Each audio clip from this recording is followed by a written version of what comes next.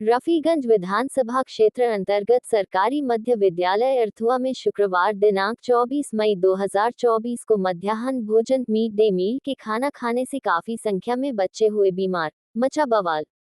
ज्ञात हो कि मिड डे मील के खाना में गिर गई थी छिपकली। इसी वजह से सभी स्कूली बच्चों की बिगड़ गई थी तबीयत। तब सभी पीड़ित बच्चे को आनन फानन में भर्ती कराया गया रफीगंज स्थित सरकारी अस्पताल। इसके बाद जब संवाददाता के सहयोगी ने जिला शिक्षा पदाधिकारी औरंगाबाद के मोबाइल नंबर पर संपर्क स्थापित कर सवाल पूछा, तो पूछे गए सवालों का जवाब देते हुए कहा कि सभी बच्चे सुरक्षित हैं। सभी बच्चे को घर भेज दिया गया है। तब संवाददाता के सहयोगी ने रफीगंज विधानसभा क्षेत्र के राष्ट्रीय जनता दल विधायक मोहम्मद निहालुद्दीन से भी मोबाइल नंबर पर संपर्क स्थापित कर सवाल पूछा, तो उन्होंने पूछे गए सवालों का जवाब देते हुए कहा कि अभी हम हॉस्पिटल में हैं। मुझे इस संदर्भ में अभी तक कोई जानकारी नहीं मिला है। तब फिर संवाददाता ने जब रफीगंज विधानसभा क्षेत्र के पूर्व लोक जनशक्ति पार्टी प्रत्याशी, वर्तमान लोजपा रामविलास के प्रदेश महासचिव, वरीय नेता एवं समाजसेवी प्रमोद कुमार सिंह से सवाल पूछा, तो उन्होंने क्या कहा, खुद सुन लीजिए इन्हीं की जुबानी। आपका रफीगंज विधानसभा क्षेत्र में कल शनिवार को रथुआ पंचायत में राजकीय मध्य विद्यालय के अंदर जो है काफ़ी संख्या में बच्चे फूड पॉइजनिंग के शिकार हो गए हैं। इस संबंध में आप क्या कहना चाहेंगे? बड़ा ये दुखद घटना है और सोशल मीडिया के माध्यम से हमें जानकारी मिली और मीडिया बंधु लोगों ने हमसे पूछा भी कि ये मामला के बारे में आपका क्या कहना है। मैं कहता हूँ कि आज जहाँ पे ये घटना घटी अर्थुआ विद्यालय में, वहाँ गरीब और मजदूर के बच्चे ज़्यादा पढ़ते हैं और सबसे प्रथम तो वहाँ के जो स्कूल का जो शिक्षक हैं, प्रबंधन जो हैं, हेडमास्टर हैं, उनकी गलती है कि उन लोग को ध्यान देना चाहिए कि ये एमडीएम द्वारा जो भोजन बन रहा है, जो रसोइया लोग हैं वो कितना सफाई से भोजन बना रहे हैं और उसमें तो 70 बच्चों का भविष्य का बात था। वो फूड पॉइजनिंग जैसे हुआ, छिपकली के मरने से उस पॉइजन हो गया पूरे चावल में और वो बच्चे खाए, सब बच्चे फूड पॉइजनिंग के शिकार हो गए। तो ये स्कूल प्रबंधन और एमडीएम प्रभारी तथा ये जो शिक्षा विभाग के पदाधिकारी हैं, घोर इसमें अनियमितता है। पहले से भी एमडीएम के बारे में जानकारी मिलती है कि शिक्षक और एमडीएम प्रभारी के मिली भगत से बच्चों का संख्या कम रहता है, हाजिरी ज़्यादा बना करके उसमें भी इन लोग गलत करते हैं और भ्रष्टाचार करते हैं। तो मैं मांग करता हूँ डीएम महोदय से, प्रशासन से और सरकार से भी कि ऐसे लापरवाह पदाधिकारियों को तत्काल निलंबित किया जाए। एमडीएम के संबंध में तो कहा जाता है कि गोदाम से जो चावल मिलता है वो भी गोदाम से चावल कम मिलता है। ये क्यों नहीं बड़े पदाधिकारी को बनाते हो, कम क्यों लेते हैं वो? कम आप कहीं ना कहीं गलत हैं तो आप उसको गलती को स्वीकार कर रहे हैं, गलत चीज को आप बढ़ावा दे रहे हैं। जब आपको जितना लेना है आप क्यों नहीं लेते हैं? क्यों कम आपको मिलेगा? उतना ही आता ही है गोदाम में।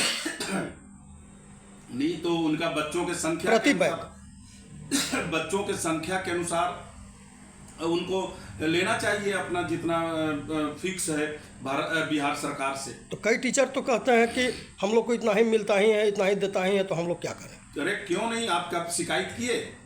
आप कभी पदाधिकारी को बताए, आप लिखित में शिकायत कीजिए और ये हम लोगों को बताइए, हम लोग इस बात को बखूबी से उठाएंगे। ये कड़ी बना हुआ है, ये जो है ना एमडीएम प्रभारी से लेकर के शिक्षक तक के पैसा जो है ऊपर पदाधिकारियों को भी जाता है और भ्रष्टाचार चरम सीमा तक है। ये एक दूसरे का सिर्फ आप पूछिएगा मीडिया के बंधु तो उन लोग आपसे शिकायत करेंगे कि हम लोग ये हाजिरी ज़्यादा बनाते हैं या कहीं से मेंटेन करते हैं, तो ये सिर्फ अपना कमाई के लिए वो आप लोग को बताते हैं। लेकिन कभी भी किसी स्कूल के शिक्षक ने कभी शिकायत नहीं किया कि एमडीएम द्वारा जो दिया जाता है सामग्री बच्चों का भोजन के लिए उसमें कम है या सरकार ही कटौती करता है, ऐसा तो कहीं अभी तक प्रकाश में नहीं आया, नहीं इन लोग बताने का कभी कोशिश किया। कई शिक्षक तो कहते हैं कि हम लोग क्या कंप्लेन करें, अगर हम लोग को नौकरी करना है तो कंप्लेन करने में आफत हो जाता है। क्यों आफत होगा? इसका मतलब आप दर्शा रहे हो कि आपके बड़ा पदाधिकारी उसमें मिले हुए हैं और बड़े पदाधिकारियों तक ये पैसा जा रहा है।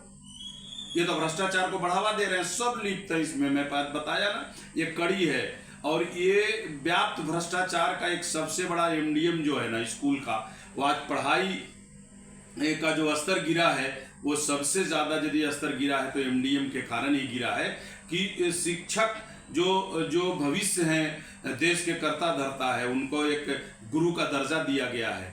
और वो जब पैसा का लोभ हो करें और बच्चों का भोजन में वो कटौती करके अपने बच्चों के लिए पैसा जोड़ें और उसमें बड़े पदाधिकारियों को नौकरी बचाने के लिए कमीशन दे, तो ये घोर मतलब भ्रष्टाचार का बढ़ावा देना है और यही से हमारा कड़ी कमजोर होता है।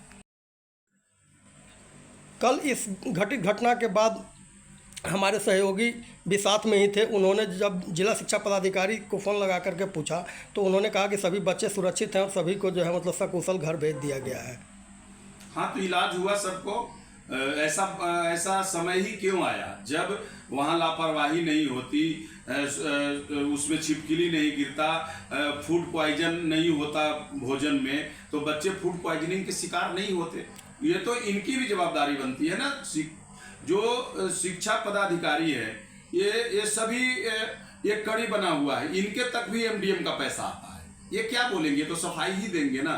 ये पर कार्रवाई करें, यदि रसोईया पर, शिक्षक पर, जो स्कूल के प्रबंधक हैं उन पे कार्रवाई करें, सब कुछ सुधर जाएगा। एक आज सचिव का, मैं के पाठक का मैं बड़ाई करता हूँ कि आज उनके चलते कम से कम गरीब गुरबा मजदूर किसान भाई के बच्चों को शिक्षा अच्छा तरह से मिल रहा है। आज वो परेशानी बने हुए हैं। टीचर में तो नाराजगी है, नाराजगी सचिव के प्रति, टीचर में ही नहीं है, के पाठक के प्रति। शिक्षा विभाग के जितने भी पदाधिकारी हैं वो सब में है।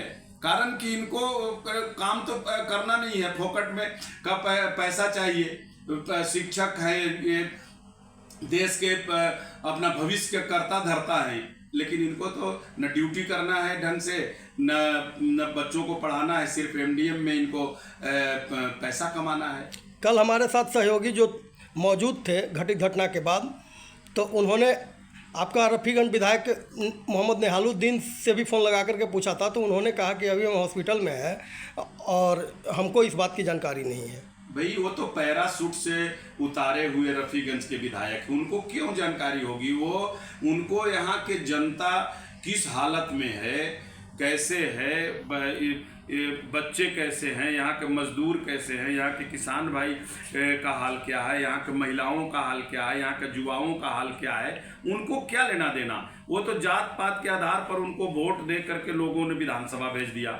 और उनके जो 2 बच्चे हैं, 2 बेटा हैं, वो दोनों उनको ब्लॉक पर ड्यूटी लगा दिया गया भ्रष्ट पदाधिकारियों के साथ सभी योजनाओं में कमीशन लेने के लिए।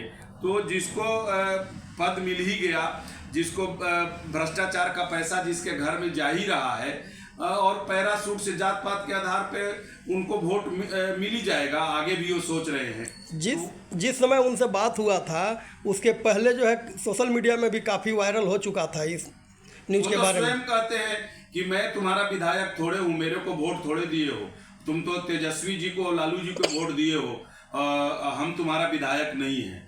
तो वो तो जो व्यक्ति अपनी जवाबदारी से दूर भागता है, विधायक होते हुए भी जनता का विधायक अपने आप को नहीं कहना, अब उनसे क्या उम्मीद रखा जा सकता है? रफ़ीगंज विधानसभा गरीबों के लिए, किसानों के लिए, महिलाओं के लिए, युवाओं के लिए उनको क्या फिक्र है? कोई फिक्र नहीं है।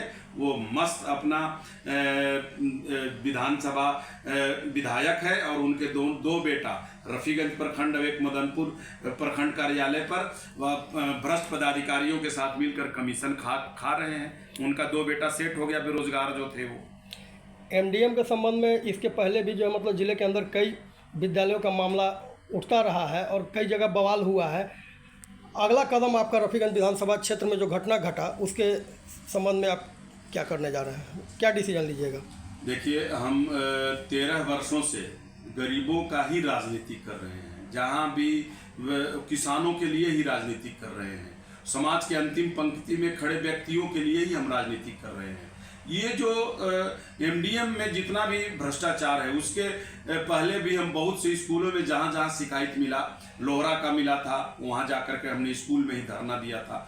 यदि जनता द्वारा हमें जहाँ जहाँ जानकारी मिलेगी कि एमडीएम में भ्रष्टाचार व्याप्त है, वहाँ वहाँ मैं आंदोलन करूँगा और जिला के पदाधिकारी से लेकर के अपने सरकार तक के अपनी बातों को पहुँचाने का काम करूँगा और इसमें भ्रष्टाचार में लिप्त लोगों के खिलाफ आवाज़ उठाऊँगा।